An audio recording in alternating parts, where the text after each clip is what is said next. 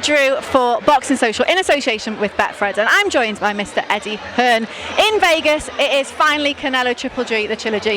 How good does it feel as the promoter to finally be on fight week? Amazing. You know, as a kid, you kind of watch these big Vegas fights and you see these grand rivals, and now to be in it, promoting it, it's an amazing feeling, incredible turnout. Probably the biggest fight we've ever been involved with, certainly internationally. And I'm excited for the fight because I think you're going to see the best of the three. You know, both guys desperate to win. It's also, you know, you forget because of the rivalry, it's for the undisputed super middleweight world championship. So I think we're going to get a brilliant fight. It has been 4 years in the making, and obviously we know how the other two fight went. What do you think is going to be different about this one? You yourself have said it, Canelo said it, you don't want it to go the 12 rounds, he doesn't want it to go the 12 rounds. What's going to be different about this fight? Not a lot. I think, you know, the same kind of, the same fighters, granite chins, you know, both can really punch, both incredibly tough, both incredibly technically gifted as well. I think there's going to be a lot more aggression in this fight. Gennady Golovkin, I feel in his mind, will be thinking, I'm rolling every dice there is to roll. I'm giving every ounce of my soul in this fight to try and win this fight. And Canelo Alvarez, at the same point, wants to stop Gennady Golovkin. He wants to end his career, in his words. So both guys are not going to take a step backwards. I think you're going to see a very aggressive fight. I think you're going to see a brutal fight. I think you're going to see guys trading up in the fight. And I think at 168 as well, it's going to really suit Gennady Golovkin. I think he's been making 160 for 15, 16 years. I think he's going to be incredibly durable at the weight. He has a granite chin anyway, but I just think both guys are going to soak up a lot of punishment in this fight. You mentioned there, you know, Triple G is moving up the weight. Canelo is coming off a loss at a higher weight, but do you think that's going to enter his head as he goes into the ring, going in there, coming off a defeat? Might that be playing in his mind? I don't think so, because I think he's a very determined character. You can always use the weight excuse at 175, but he lost. But when he came back from the Mayweather defeat, you know, his team was saying he came back with a different kind of spite in the Angulo fight. He has that spite again. You know, I just said to him, "You look ready." He said, "More than ready." I was like, "Okay, yeah." His neck's like that, you know. He's just, I've seen the way he's trained for this camp. He's given it everything, and he wants to come back and bounce back. He's a very proud man, and you know, the defeat to Bivol made people question if he was the great that we've made him, or we've you know, sort of put him on that pedestal. He wants to be pound for pound number one. Pound for pound king is like his moniker. And really, that he lost that when he lost to Bivol. So he wants to bounce back and show the world that he's the pound for pound number one. And by stopping Gennady Golovkin, that would certainly go a long way to reclaiming that position.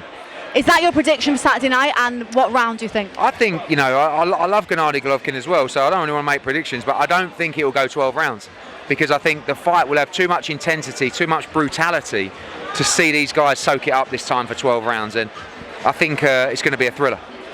Well, away from this fight week, there's a lot going on at the moment in the rest of the boxing world. We'll start off with Eubank Jr, Conor Benn. There was talk yesterday it wasn't happening. Chris Eubank Sr said he's pulled him out, but apparently that's not the case. Callie Sowland's cleared that up, saying that's not what's happening their end. What do you know of the situation? Just really what Callie said. You know, I got off the plane yesterday, I had no Wi-Fi for 10 hours, I was sweating and everything, you know, and I just opened up my phone and it was like, what? You know, and Callie come back and said, absolute, no, nonsense. You know, he's fine. Ronnie Davis come out and said the weight's great, the board have weighed him, everyone's happy. You know, make no mistake, the person at a real disadvantage in this fight is Conor Benn. You know, he's coming up from 147 to 157. He's coming up from welterweight to middleweight. We're not moaning. We knew what we signed up for, and so did Chris Eubank Jr. And that's why he'll be a professional and he'll make this weight. You know, it's a pound and a half or whatever it is less than what he's weighed before. Of course, it's a disadvantage for him, but it's a massive disadvantage for Conor Benn. So the fight's on, everyone's all in. Chris Eubank will be there in top shape, and there's going to be a lot more ups and downs over the next couple of weeks, but all gearing up towards a massive night. Do you think it could be a tactic to maybe change the rehydration clause? Well, I mean, we're not doing it. You know, I mean, we reached a point in the agreement that was fair for everybody, and everybody signed off on it, including Chris Eubank Sr, who knew all about it, and sometimes now wants to change his mind. So, you know, Conor is ready to fight Eubank at 160, 165, whatever, but it's our job to make it fair, and that's what everybody signed up for, and that's what everybody will do. Now moving on to the heavyweights, AJ came out yesterday and the team at Matchroom saying that the fight was agreed prior to the Queen's death. It's been put on hold at the moment because of that. What is the latest with that? December 3rd, that's what we're looking at. Are you waiting for the contract back from Queensbury? Yeah, we had a meeting with George Warren on Friday. We agreed terms on Friday. We wrote to them and agreed terms, we agreed not to say anything because of the Queen's passing, but today AJ wanted to come out and just say, look, I've accepted all terms, so we're waiting for the contract. Spoke to George today, he said we should have it in the next couple of days. I won't get too excited, but we should get excited because we agreed to all terms, and I was trying to change some of those terms because it's what you do. But AJ said, leave it, just accept him. Don't give him an excuse not to do this fight. I want this fight, I've wanted it my whole career. He signed for the fight before. Let's see if they're true to their word. Are you expecting the contracts back from Frank Warren's team to be soon, and that's sort of final then? And also, what could hold up the fact that it might be between DAZN and BT? What will happen there? Yeah, I think we're expecting the contracts back. We're ready, we're waiting for those. BT and DAZN need to have a conversation. At the moment, everyone sounds very positive. I don't think anyone wants to be the reason why this fight doesn't happen. There's a lot of money in the fight. It's huge for British sport. It's the biggest British fight of all time. It's one of the biggest fights of all time. Honestly, if they want the fight, then the fight will happen. And AJ's made that clear, and we'll see what happens over the next few days.